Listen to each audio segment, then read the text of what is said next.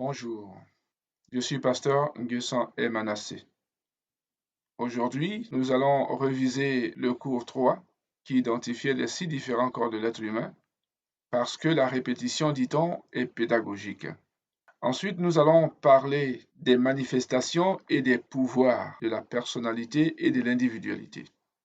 Nous avons dit donc dans le cours précédent que l'être humain est comparable à un arbre dont le corps physique correspond aux racines de l'arbre. Le corps astral correspond au tronc de l'arbre, le corps mental correspond aux branches de l'arbre, le corps causal correspond aux feuilles de l'arbre, le corps de Christ ou corps de l'immortalité correspond aux fleurs de l'arbre, et enfin, que le corps de gloire correspond aux fruits de l'arbre. Dans le cours précédent donc, nous avons aussi appris qu'on peut entrer dans chacun des 6 corps pour les stimuler afin qu'ils s'expriment. Nous avons donc dit que la volonté est le véhicule qui nous permet d'entrer dans le corps physique, afin qu'il s'exprime en force et puissance matérielle. Et nous avons donné des exemples de force et puissance matérielle, comme par exemple la maison, la voiture, les beaux vêtements, les bijoux, les tableaux de grande valeur, les entreprises, des grandes fonctions administratives, des positions sociales, etc. Nous avons dit que le corps physique et les corps éthériques forment la nature inférieure, qu'on appelle aussi la personnalité de l'être humain. Les 3 autres corps divins forment ce qu'on a appelé la nature supérieure ou l'individualité de l'être humain. Par la conscience en tant que droite symétrique, chaque corps inférieur trouve sa correspondance dans les corps supérieurs. C'est ainsi que le corps physique dans la personnalité correspond au corps de gloire dans l'individualité. Le corps astral dans la personnalité correspond au corps de Christ ou corps de l'immortalité dans l'individualité. Et enfin, le corps mental dans la personnalité correspond au corps causal dans l'individualité.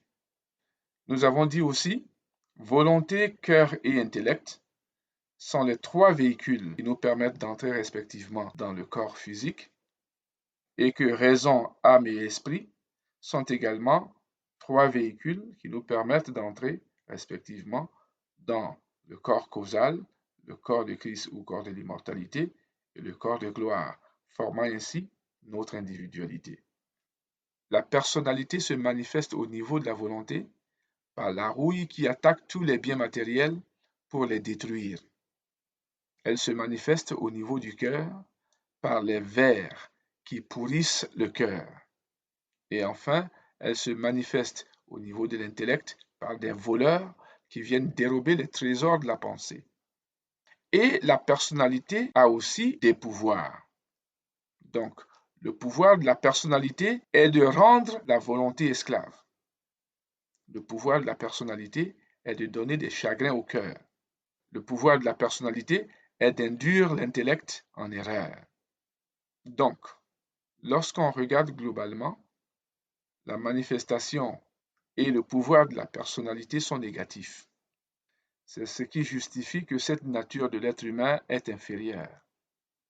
Maintenant, regardons l'autre côté de la conscience, l'individualité. Elle se manifeste au niveau de la raison par la sagesse qui nourrit la pensée. Elle se manifeste au niveau de l'âme par l'amour qui alimente tous les corps en énergie. Et elle se manifeste au niveau de l'esprit par la vérité qui libère le chemin des archétypes, afin qu'en tant qu'archétype, nous voyageons dans le monde des archétypes au moment opportun. Alors disons, c'est quoi un archétype? Eh bien, c'est tout simplement un modèle idéal d'humain qui peut voyager dans le monde idéal de l'esprit. Et enfin, le pouvoir de l'individualité, c'est quoi? Le pouvoir de l'individualité est d'éclairer continuellement la raison. Le pouvoir de l'individualité est de donner à l'âme le goût de vivre et le bonheur. Et enfin, le pouvoir de l'individualité est de libérer l'esprit, c'est-à-dire affranchir l'esprit de la loi du péché et de la mort spirituelle. Nous sommes à la fin du 4e cours sur la connaissance de soi. Et cette partie met fin à la conscience des 6 différents corps, donc des plus épais aux plus subtils dont nous sommes faits. Au prochain cours, nous allons illustrer tout ce que nous avons vu jusqu'à date. Et pour cela, je vous demanderai de lire les références bibliques suivantes. Genèse 21, versets 1 à 5 et Galates 4, versets 22 à 24. Si vous avez aimé cette formation, likez et partagez.